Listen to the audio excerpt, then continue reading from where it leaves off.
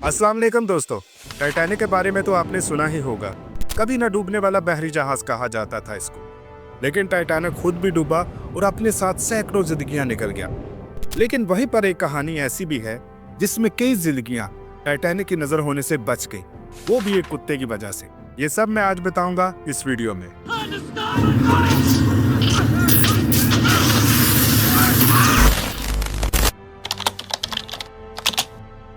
1912 में टाइटैनिक ने अपना पहला और आखिरी सफर किया। इसके पीछे एक बहुत ही दिलचस्प और शानदार कहानी सुनाने जा रहा हूं, जिस पर यकीन करना मुश्किल है, लेकिन हम सब के लिए बहुत बड़ा सबक होगा। टाइटैनिक एक आइसबर्ग से टकरा के डूब गया।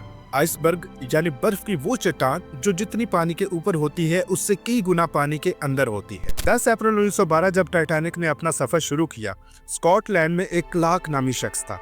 वो एक किसान था, लेकिन उसे बहुत शौक था कि वो टाइटैनिक पे जाए।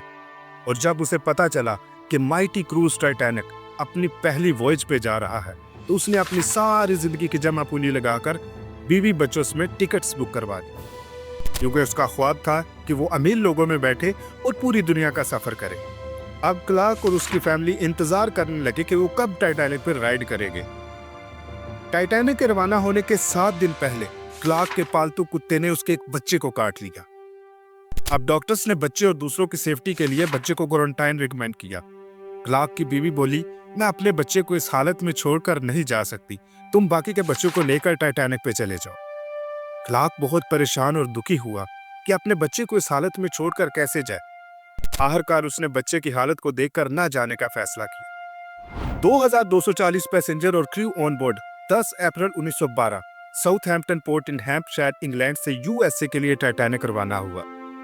क्लार्क अपने बाकी बच्चों के साथ टाइटैनिक को जाते हुए नम आंखों से देखता रहा। उसके पैसे डूब चुके थे क्योंकि टिकट्स रिफंडेबल ना थी।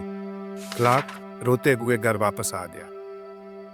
दोस्तों, सिर्फ 5 दिन के बाद थ्रू आउट स्कॉटलैंड ये खबर फैल गई कि माइटी टाइटैनिक डूब गया।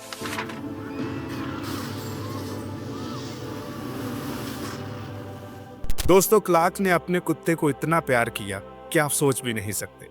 वही कुत्ता जिसे वो 5 दिन से गालियां दे रहा था। दोस्तों, इस कहानी से हमें ये सबक मिलता है कि जब आपका कोई नुकसान हो जाए और आप बेबस हो, उस वक्त अपने परवरदिगार पर छोड़ दें, क्योंकि कभी कभी वो हमारे फैसले, हमारे प्लान्स को तबाह कर देता है, जब वो देखता है कि हमारे प्लान्स हमें ही तबाह करने जा रहे हैं।